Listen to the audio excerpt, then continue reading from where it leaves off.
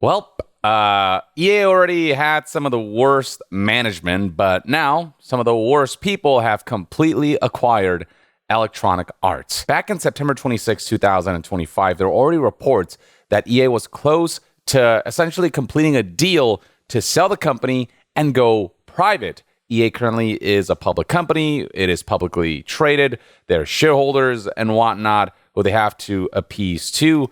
By going private, they're no longer in the stock market and any of that stuff. They are kind of an entity that kind of operates, as the title suggests, privately. But the people who have bought EA, the organizations who have acquired EA, are not ones that inspire confidence. That report was essentially confirmed by EA today on September 29th, 2025, with EA announcing that they have sold the company for $55 billion. And this is something that EA confirmed on their official website and their investors relations portal page. It reads right here, EA announces agreement to be acquired by PIF, Silver Lake, and Affinity Partners for $55 billion. PIF, for those who don't know, is a Saudi Arabian organization, and there's already plenty of dark implications there. Humanitarian issues like human rights issues with Saudi Arabia and the way that those elements can potentially influence EA games and their output of products is disconcerting. And then there's Silver Lake, and then Affinity Partners is an organization run by Jared Kushner, who's also not a particularly savory figure and is all in this for the money. He's very much just a suit, and his leadership or the leadership of any of these organizations will ultimately offer no benefit to the actual art of making games and want to exploit the art of game making in order to make profit. But yeah, this is a deal where this consortium comprised of PIF, Silver Lake, and Affinity Partners will acquire 100% of EA, with PIF rolling over its existing 9.9% stake in the company. So PIF used to own only 10% of EA. Now, with this acquisition, combined with Silver Lake and Affinity Partners, they'll own 100% of EA. And the difference between this and Activision Blizzard, which was acquired for $69 billion by Microsoft, is that Activision Blizzard still remains a publicly traded company. That will not be the case for Electronic Arts. This is a deal that is expected to be completed in Q1 of fiscal year 2027, so somewhere between April 1st and June 30th of 2026. Now, a key detail about this acquisition is the way they're going about it. The consortium, the combination of PIF, Silver Lake, and Affinity Partners who are buying out EA, their equity investment is that of approximately $36 billion. So what about the rest, you may ask? Well, it is stated right here, $20 billion of debt financing fully and solely committed by JP Morgan Chase Bank. This is such a massive acquisition that the consortium, the group of conglomerates, couldn't ultimately cover all of the expenses. So now EA essentially is $20 billion in debt to JP Morgan Chase Bank. And then alongside all that, it was confirmed right here that Andrew Wilson will remain CEO. And while Andrew Wilson has certainly on a financial level guided EA as a corporation to heights that please the shareholders and investors, when it comes to the impact, the negative impact he's had on the art of making games, that's an area where people are not happy that he's remaining the leader. But of course, the whole point of this venture isn't to make EA products better, isn't to make their games better. It's to pursue, financial goals. It's to pursue corporate agendas. It's to make as much money as possible.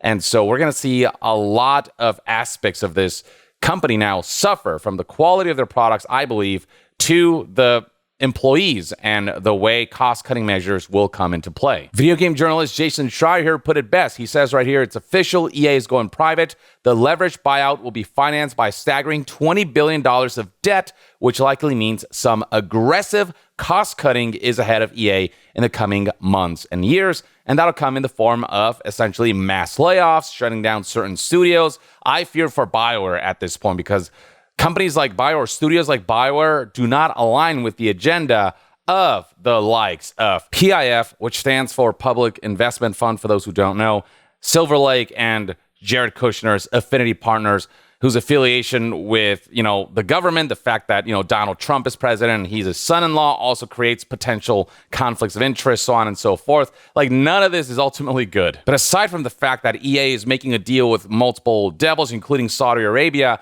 well, that's been a huge focus of this whole fiasco, as Jason Schreier said here, a lot of people are understandably focused on the Saudi Arabia and Kushner part of this, but the far bigger immediate impact will come from the new private EA being on the hook for $20 billion in debt. Now that they're a private company, they have to recoup that themselves. They have to be able to pay that off themselves. That could mean mass layoffs, more aggressive monetization, which will make games worse, as if FIFA or, EA Sports FC and similar sports titles and many of EA's releases weren't monetized enough already.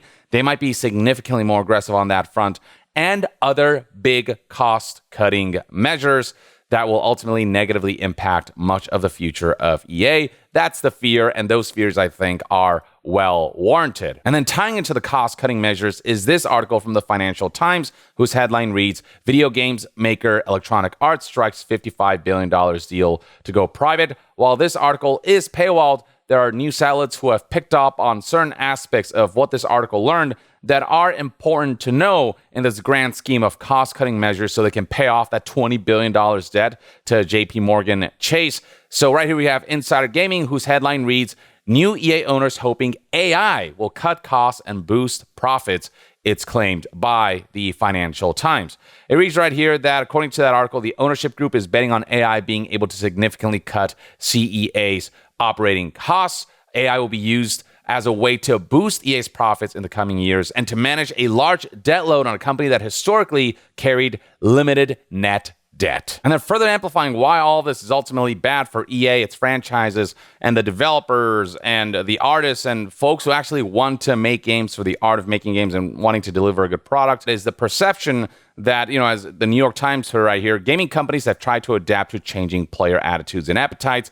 Console games, those made for the PlayStation and Xbox, as well as desktop computer titles, have largely been in decline. This is a perspective and claim that is plain and simply false. Some of the biggest successes these last few years have been from non-live services, from single-player experiences. I mean, if you look at some of the most successful titles on Steam, which highlight some of the most successful titles, period, looking at the all-time peaks here and putting them in that order, you'll find that, second place is Black Myth, Wukong, Palworld is up there, Monster Hunter Wilds. You've got, the likes of Cyberpunk 2077 and Elden Ring and Hogwarts Legacy, and Baldur's Gate 3 as among the most played and the most highly successful financial commercial products. And then most recently, even indie titles like Hollow Knight Silksong have garnered tremendous acclaim, and on top of that have sold incredibly well and have done numbers that a lot of those AAA publishers who pursue live services in the name of profit would be jealous of. But the general belief is that the direction to go is live services and free-to-play, and this is something that EA has subscribed to for a very long time. They've made claims that single-player games are dying when in fact they're thriving more than ever. The New York Times states right here that instead gamers have flocked to free-to-play games like Fortnite, and many play from smartphones and other mobile devices. Not to say that there isn't a huge audience there, not to say that there aren't huge financial successes on that front, but all of that often involves gameplay systems that force you to spend money on, gambling elements, microtransactions, and gacha and loot boxes that kind of inspire recurrent spending in order for you to have like an ideal experience, because those games are purposely designed in such a way that you have to spend a lot of money recurrently in order to be able to get the rewards that you want at a fun, consistent, not insufferable pace. And that's because it isn't very regulated. Companies just get away with the most extreme versions of those elements. And that's what these, many of these AAA game companies or publishers want to exploit. They want a piece of that pie because of the monetization potential, not because those pave the road to great gameplay experiences.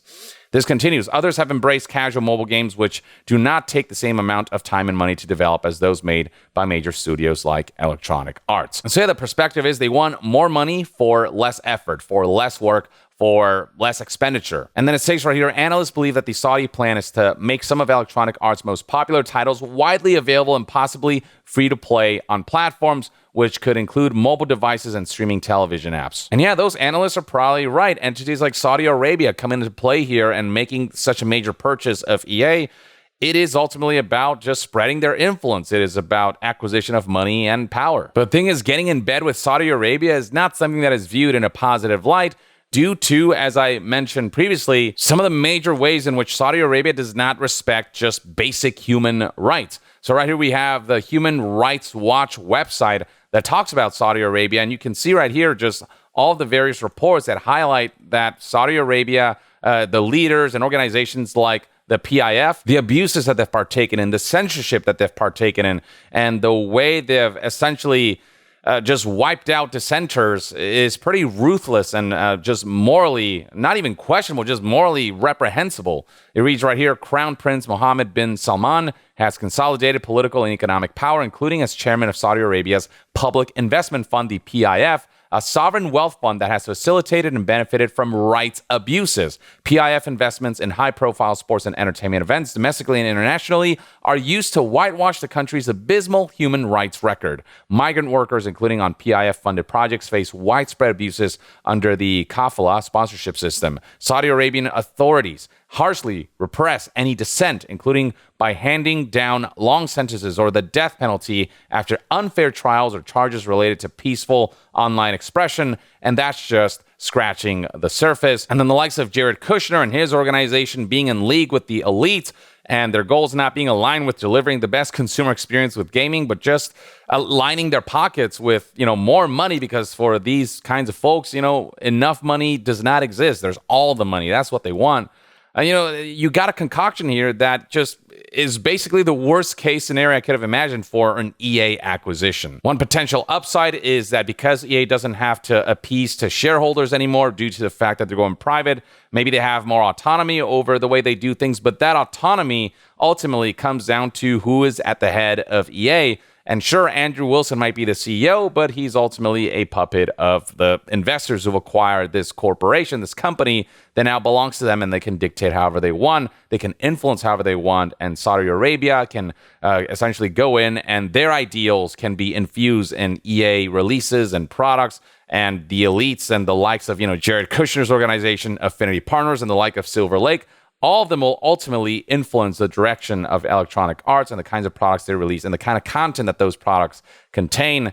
I just don't foresee this being a partnership that paves the road to, and I don't foresee this being a partnership that paves the road to the most creatively empowering kind of situations and the most creatively empowering products. And the thing about Saudi Arabia and the PIF in particular is that over the last few years, they've gone and either invested in or acquired tons of other video game related companies. They have a stake in Capcom and Embracer Group and NCSoft and Nexon and Nintendo and SNK Corporation and Take-Two Interactive. And they've acquired the likes of Hero Esports and Niantic and Scopely and Steer Studios. And then now with EA, it is all jointly owned between the PIF and these other organizations. That is a tremendous amount of influence and power to give one entity over corporations that represent a huge portion of an entire medium, the interactive medium that is video games. The kind of power that they'll have to influence how these video games are made, the things that they'll allow and not allow, and how their goals are ultimately about self-service, how their goals are ultimately about delivering the messages that they want to send, and their involvement restricting certain kinds of content, and their involvement ultimately being about maximum monetization and not maximum fun means that, nobody wins here except the moneymakers. Stephen Totilo here spoke to various folks within EA who've expressed concerns as well. I wrote about the EA deal and spoke to some current EA workers to get their takes.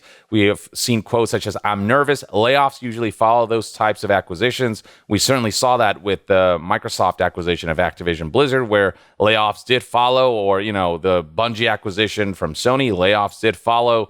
That is very much a common trend, but with EA in particular being $20 billion in debt, the pressure to cut costs is significant, and so layoffs are pretty much guaranteed. Layer that on top of reports that EA wants to rely more on AI to be able to cut costs and to be able to pay off their debt. These companies are losing their soul, their creative soul more and more, and just the human element more and more. And then, there are people who are afraid that EA will be restricted in the kinds of representation that they can put in their games, due to the fact that, when you've got Saudi Arabia involved, they're very strict about the kinds of things they do censor, and they censor a lot of stuff. Again, Saudi Arabia rules with an iron fist. Dissenters get shut down, journalists get assassinated, and you've got situations where human rights are straight up just abused, and they just don't care about that stuff.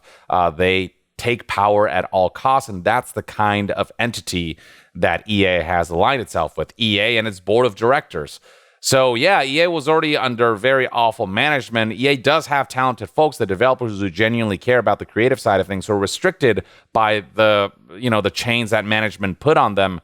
But now with this kind of acquisition, where the power has gone to some of the worst people imaginable, some of the worst organizations that could possibly helm a video game company, yeah, none of this paints a positive light for EA and its future. But I suppose only time will tell how all this will play out. But the general sentiment out there right now is, this is a big old yikes.